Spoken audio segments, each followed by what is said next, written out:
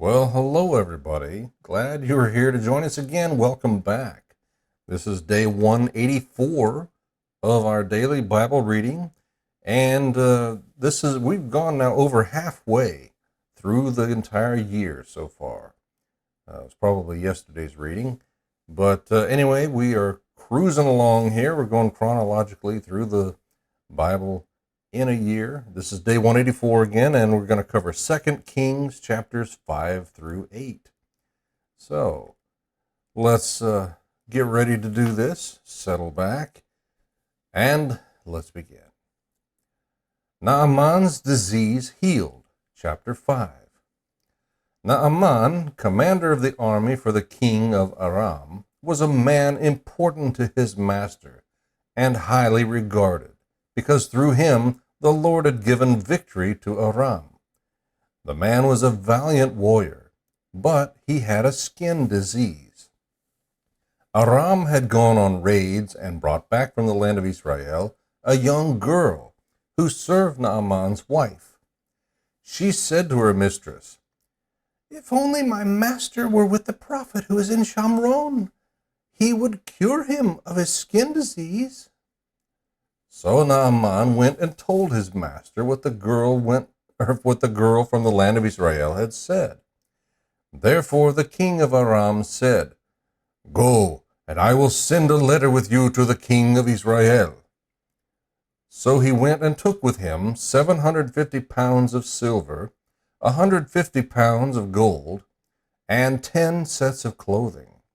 He brought the letter to the king of Israel, and it read, "When this letter comes to you, note that I have sent you my servant Naaman, for you to cure him of his skin disease."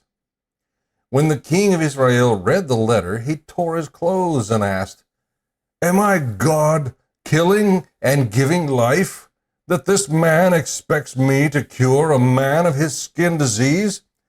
Recognize that he is only picking a fight with me." Then Elisha, the man of God, heard that the king of Israel had torn his clothes. When he heard that he'd torn his clothes, he sent a message to the king. "Why have you torn your clothes? Have him come to me, and he will know there is a prophet in Israel." So Naaman came with his horses and chariots and stood at the door of Elisha's home. Then Elisha sent him a messenger who said, "Go wash 7 times in the Jordan, and your skin will be restored, and you will be clean." But Naaman got angry and left, saying, "I was telling myself, he will surely come out, stand, and call on the name of the Lord his God, and wave his hand over the place and cure the skin disease. Aren't Avanah and Pharpar, the rivers of Damascus, better than all the waters of Israel? Couldn't I wash in them and be clean?" So he turned and left in a rage. But his servants approached and said to him, "My father, if the prophet had told you to do some great thing, would you not have done it? How much more should you do it when he only tells you, 'Wash and be clean'?" So Naaman went down and dipped himself in the Jordan 7 times, according to the command of the man of God. Then his skin was restored, and became like the skin of a small boy, and he was clean. Then Naaman and his whole company went back to the man of God, stood before him, and declared, "I know there's no God in the whole world except in Israel. Therefore, please accept a gift from your servant." But Elisha said, "As the Lord lives, in whose presence I stand, I will not accept it." Naaman urged him to accept it, but he refused.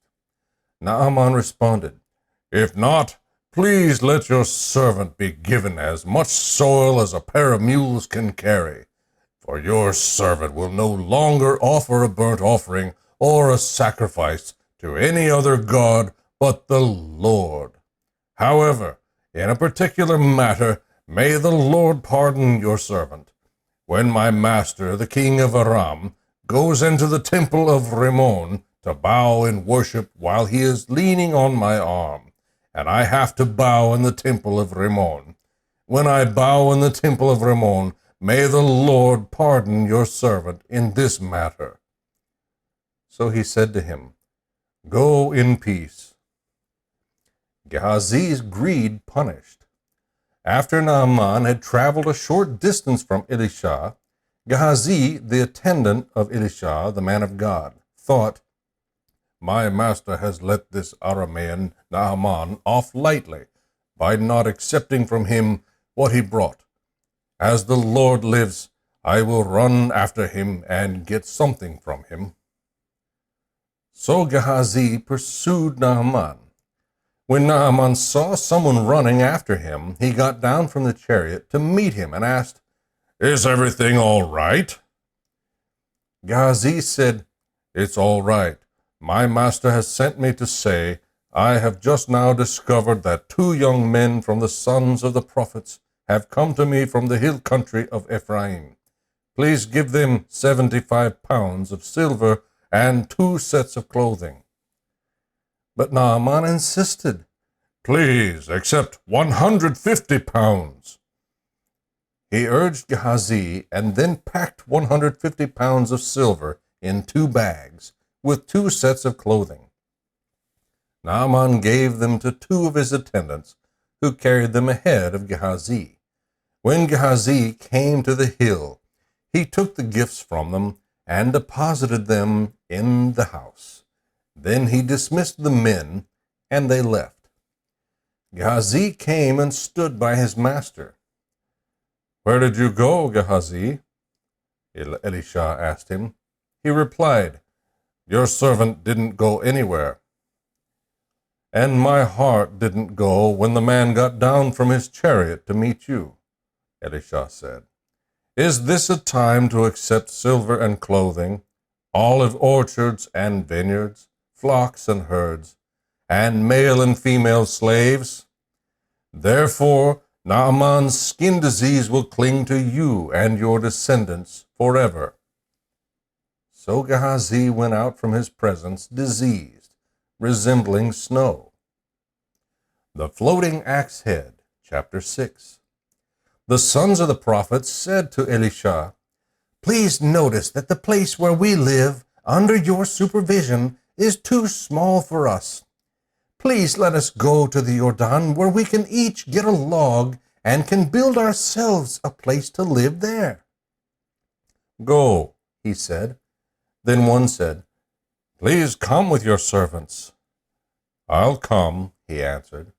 So he went with them, and when they came to the Jordan, they cut down trees. As one of them was cutting down a tree, the iron axe head fell into the water, and he cried out, Oh no, my master, it was borrowed. Then the man of God asked, Where did it fall? When he showed him the place, the man of God cut a piece of wood, threw it there, and made the iron float. Then he said, Pick it up. So he reached out and took it. The Aramean War. When the king of Aram was waging war against Israel, he conferred with his servants, My camp will be at such and such a place. But the man of God sent word to the king of Israel, Be careful passing by this place, for the Arameans are going down there. Consequently, the king of Israel sent word to the place the man of God had told him about. The man of God repeatedly warned the king, so the king would be on his guard. The king of Aram was enraged because of this matter, and he called his servants and demanded of them, Tell me, which one of us is for the king of Israel? One of his servants said, No one, my lord, the king. Elisha, the prophet in Israel, tells the king of Israel even the words you speak in your bedroom. But the king said, Go and see where he is, so I can send men to capture him. When he was told, "Elisha is in Dothan," he sent horses, chariots, and a massive army there. They went by night and surrounded the city. When the servant of the man of God got up early and went out, he discovered an army with horses and chariots surrounding the city. So he asked Elisha, "Oh, my master, what are we to do?" Elisha said, "Don't be afraid, for those who are with us outnumber those who are with them." Then Elisha prayed, "Lord, please open his eyes and let him see." So the Lord opened the servant's eyes, and he saw that the mountain was covered with horses and chariots of fire all around Elisha. When the Arameans came against him, Elisha prayed to the Lord, "Please strike this nation with blindness." So he struck them with blindness, according to Elisha's word. Then Elisha said to them, "This is not the way, and this is not the city. Follow me, and I will take you to the man you're looking for." And he led them to Shamron. When they entered Shamron, Elisha said, "Lord, open these men's eyes and let them see." So the Lord opened their eyes, and they saw that they were in the middle of Shamron, Samaria. When the king of Israel saw them, he said to Elisha, "Should I kill them? Should I kill them, my father?" Elisha replied, "Don't kill them. Do you kill those you have captured with your sword or your bow? Set food and water in front of them, so they can eat and drink and go to their master." So he prepared a big feast for them.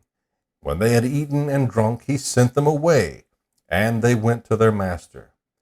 The Aramean raiders did not come into Israel's land again. The siege of Shamron.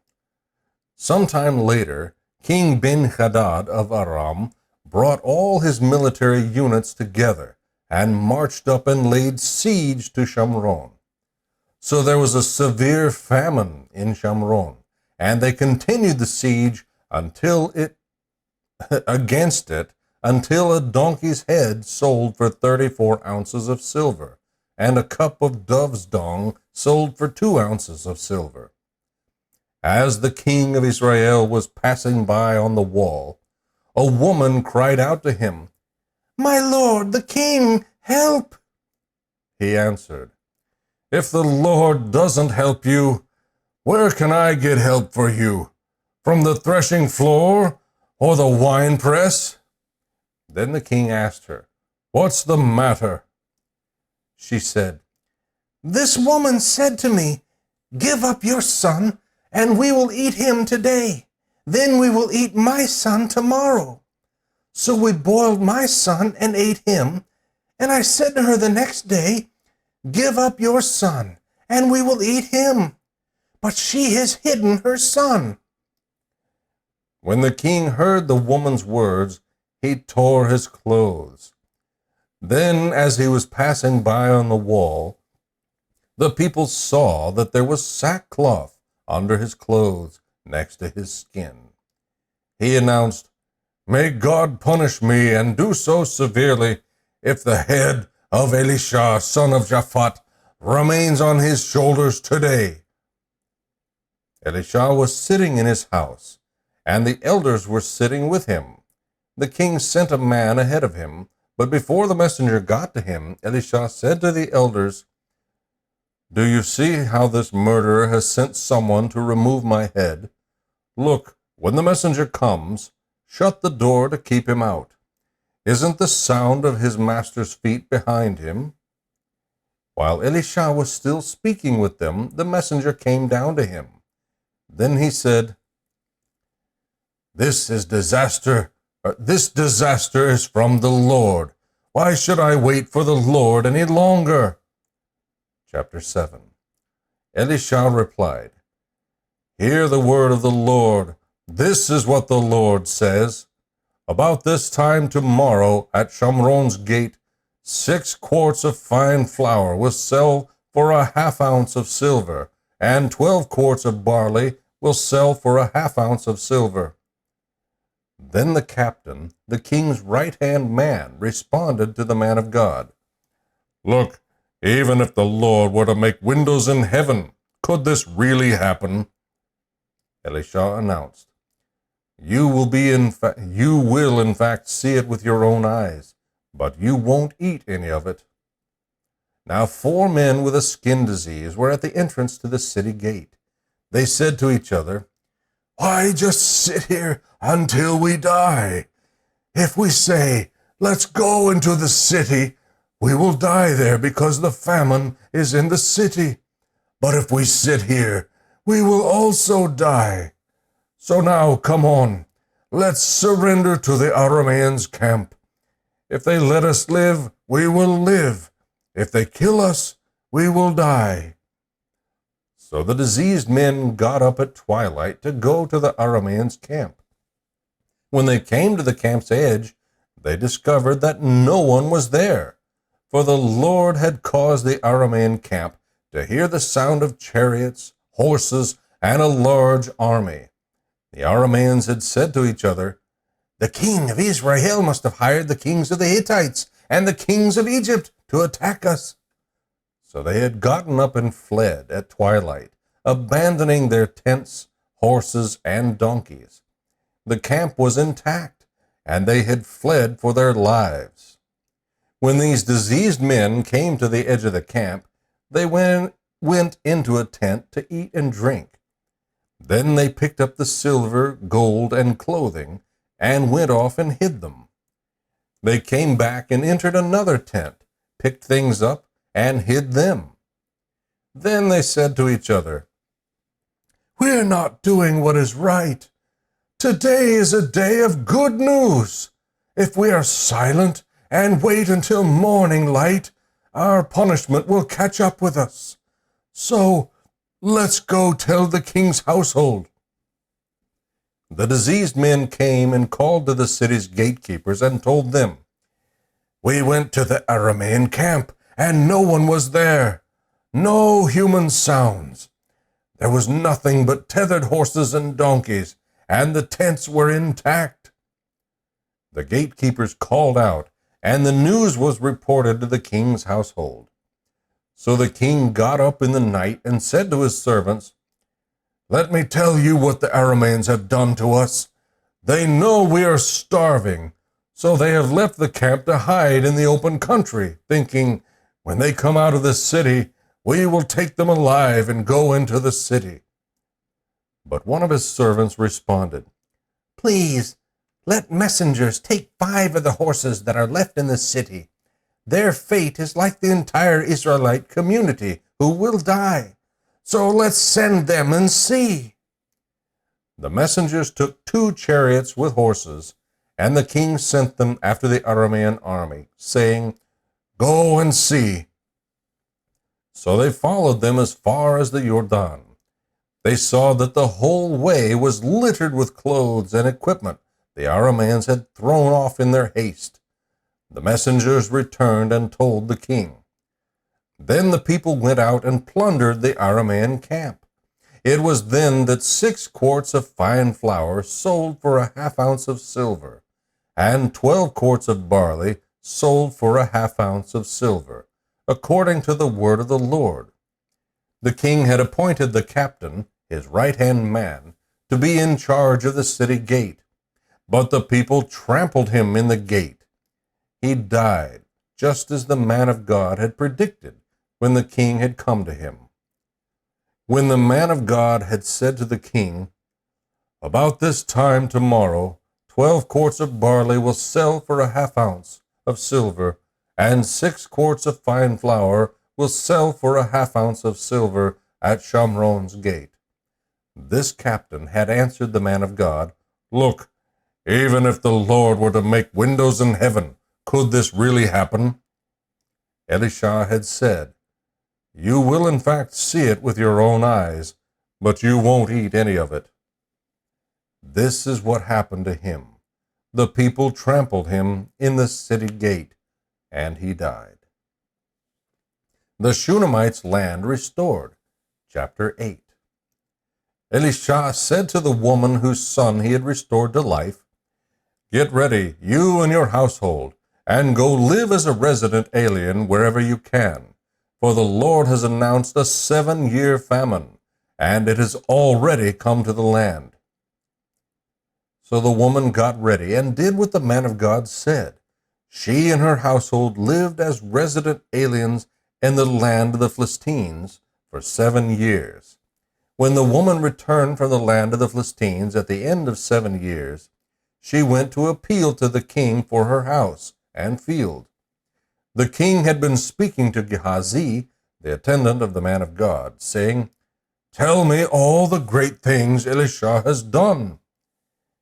While he was telling the king how Elisha restored the dead son to life, the woman whose son he had restored to life came to appeal to the king for her house and field. So Gehazi said, "My lord the king, this is the woman, and this is the son Elisha restored to life."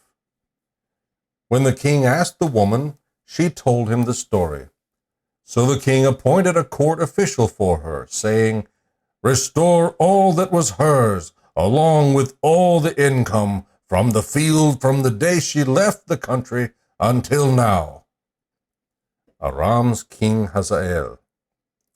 Elisha came to Damascus while King Ben-Hadad of Aram was sick, and the king was told, "The man of God has come here." So the king said to Hazael, "Take a gift with you and go meet the man of God. Inquire of the Lord through him, will I recover from this sickness?"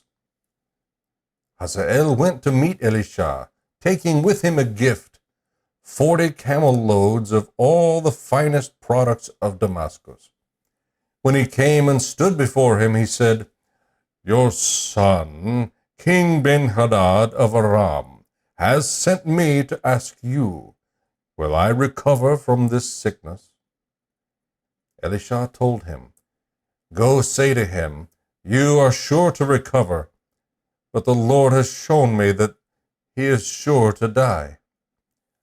Then he stared steadily at him until he was ashamed. The man of God wept, and Hazael asked, "Why is my Lord weeping?"